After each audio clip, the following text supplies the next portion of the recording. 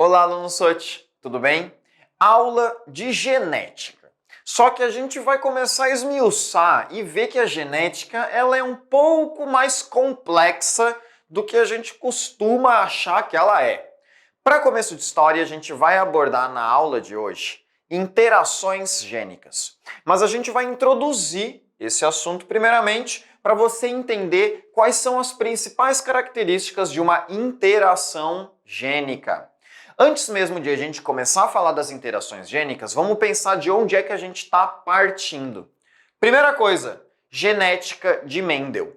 O que Mendel analisou nos seus estudos? Lembre-se, antes mesmo de a gente falar de Mendel, a gente não pode dizer que Mendel falava e estudava genes. Apesar de a gente chamar o Mendel do pai da genética, o Mendel não sabia o que era um gene.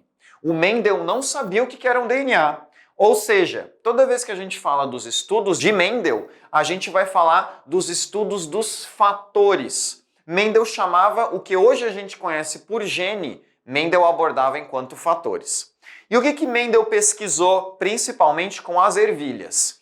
Ele viu que um conjunto de fatores, ou seja, um conjunto de fatores resultava em uma característica. E essa definição ela vai ser muito importante para a gente começar de fato a entender as interações gênicas. O que significa?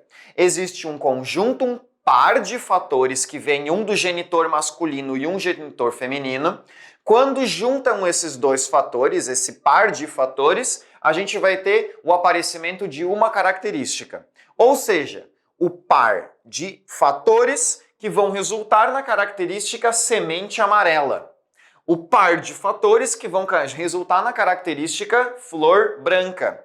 Ou seja, aqui a gente está falando, quando a gente fala de genética mendeliana, tanto da primeira lei de Mendel como da segunda lei de Mendel, de que um conjunto de fatores, ou seja, os genes alelos, vão resultar em uma característica.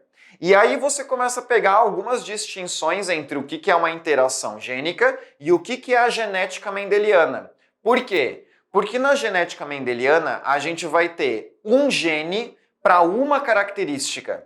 Um gene, por exemplo, azão-azão, ou azão-azinho, ou azinho-azinho, para uma característica, por exemplo, semente amarela, ou semente verde, ou flor amarela.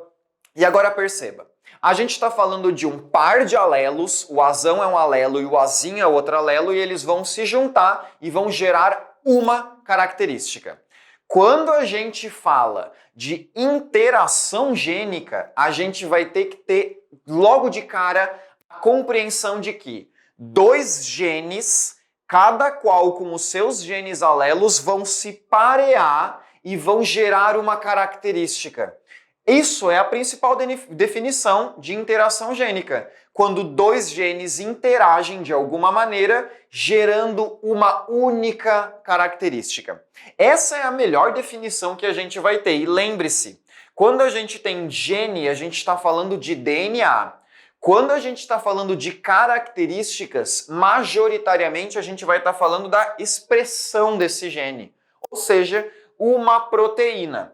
Ou seja, não confunda, genética mendeliana é um par de um gene com seus pares alelos, este gene resulta em uma característica, a flor branca, a flor púrpura, a ervilha amarela, a ervilha verde. Numa interação gênica, dois ou mais genes que têm segregação independente, ou seja, estão em cromossomos diferentes, vão gerar uma única característica.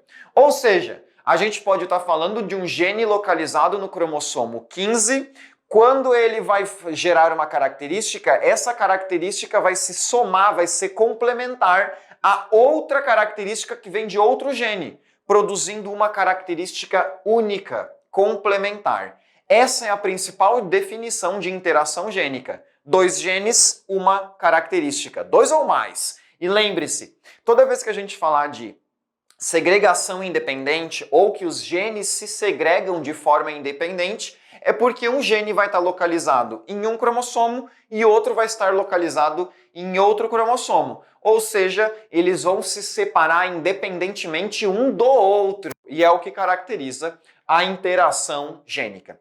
Agora, um estudo de caso que ajuda você a entender o que significa uma interação gênica, a gente pode olhar para pigmentação na espécie humana e não só na espécie humana, tá? A gente vai falar da espécie humana porque esse assunto nos interessa também, mas isso também ocorre em outras espécies de seres vivos, em outros animais também. Para começo de história, toda vez que a gente falar de pigmentação humana, a gente vai estar falando da melanina. Só que a melanina, ela tem variações na sua forma. Quando a gente falar de uma melanina que tem tons mais marrons, mais pretos, a gente vai estar falando de um tipo de melanina que é diferente de um outro tipo de melanina que dá tonalidades mais avermelhadas, mais amareladas, o que é característico, por exemplo, de um cabelo loiro, diferente de um cabelo escuro, castanho. Perceba, a gente tem dois tipos de melaninas e essas melaninas, elas são produzidas nas células que a gente tem chamadas melanócitos. O que é importante aqui? Tanto essa síntese de melanina, a mais avermelhada ou a mais marrom, ela vai ser regulada por diversos genes. O tamanho do melanócito, a distribuição dessa melanina, desse pigmento no nosso corpo, tudo isso é regulado por genes diferentes. Ou seja, são vários genes diferentes que vão gerar uma característica, no caso, a tonalidade em humanos. Seja o tom de pele, seja o tom do cabelo e o tom dos olhos. Os principais lugares que a gente encontra melanina são nos olhos, nos cabelos e na nossa pele. E é justamente isso que dá essas diferenciações de tonalidades entre seres humanos. Lembre-se, melanócito é a célula, melanina é a proteína que vai dar a tonalidade. O melanócito vai ser quem produz essa melanina e essa melanina pode ser convertida em outras duas estruturas que são similares, elas são melaninas, mas elas emitem uma característica diferente. Quem que são elas? A eumelanina, que vai ter tonalidades de preto e marrom, e a feumelanina, que vai ter tonalidades de amarelo e vermelho.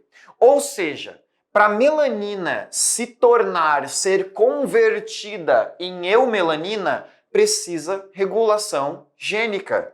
Para a melanina ser utilizada como substrato para a produção da feumelanina, a gente também precisa da mediação de genes. Perceba, a nossa tonalidade do cabelo, dos olhos, da pele, ela é uma característica. Hoje a gente sabe que são mais de 125 genes que vão regular todo esse processo. A multiplicação dos melanócitos, a produção de melanina, a produção de eumelanina, a produção de feumelanina, tudo isso é regulado por genes. A gente tem aqui 3 exemplos que ajudam a gente a entender esse processo. Um gene chamado de SLC24A5, é o nome de um gene, nome feio. Ele está localizado no cromossomo 15. Esse gene normalmente vai sintetizar uma proteína que vai regular os íons, que são importantes para produzir a própria melanina. Agora perceba, o gene TYR, que está localizado em outro cromossomo, ou seja, são genes de segregação independente, cromossomo 15 não depende do 11 para segregar. E lembre-se, os genes estão localizados nos nossos cromossomos. Por isso que a gente recebe os cromossomos dos nossos organismos parentais e isso é uma das características da hereditariedade. Voltando, o gene TYR localizado no cromossomo 11, ele vai codificar a tirosinase. Essa tirosinase, ela é importante para converter a tirosina em melanina. E essa melanina aqui, que veio convertida de uma tirosina, ela pode ser convertida mais uma vez em eumelanina, com tons de marrom e preto, ou em feumelanina, que vai ter as tonalidades loiro e ruivo.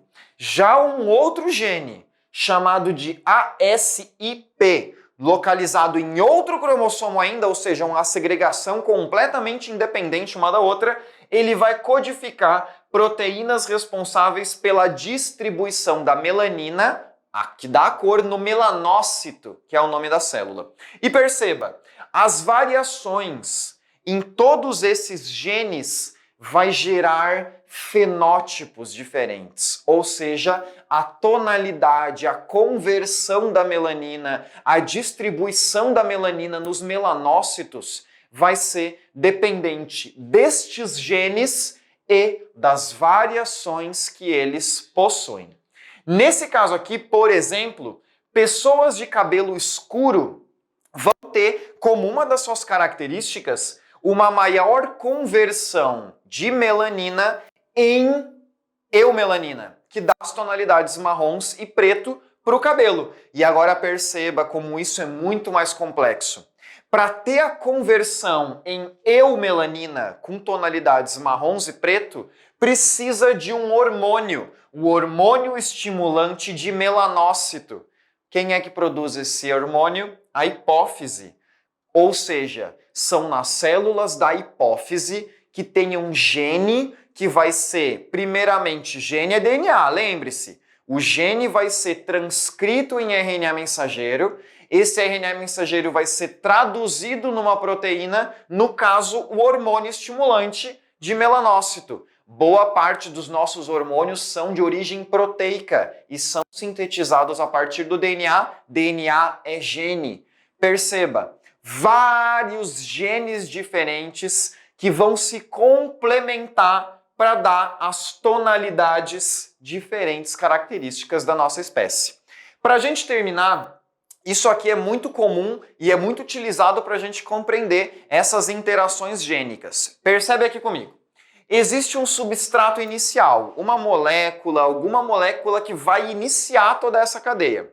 Esse substrato inicial, ele vai ser convertido nessa molécula a partir do gene 1. Agora perceba, o gene 1 localizado no DNA, ele vai produzir uma enzima. Lembre-se também, boa parte das enzimas, das ações enzimáticas, elas são proteicas. Ou seja, um gene, DNA, vai ser transcrito em RNA, o RNA mensageiro vai ser traduzido em proteína e, neste caso, o gene vai produzir uma proteína que é uma enzima, cuja função é converter o substrato inicial nessa primeira molécula. E agora perceba, para ter uma nova conversão, a gente precisa de um outro gene que produz uma outra enzima e essa enzima número 2 vai participar desta conversão. Ou seja, qualquer problema em alguns dos genes vai ter problema na produção do substrato final. Para a gente terminar, o gene 3 vai ser codificado, vai ser lido e vai produzir a enzima 3 e a enzima 3 vai ser a responsável por converter esta molécula no produto final. Qual é a chave da questão aqui? Qualquer alteração genética, qualquer alteração nos nossos genes, seja por uma mutação, seja por qualquer que seja a razão, a gente pode ver essa via metabólica enzimática sendo prejudicada. Percebe que comigo, se o gene 2 teve alguma alteração, e essa alteração no gene, no DNA, no gene 2 mais especificamente, prejudicou a síntese dessa enzima número 2, essa conversão não vai acontecer. Ou seja, a gente não vai ver a produção do produto final. É isso, até a próxima e tchau, tchau!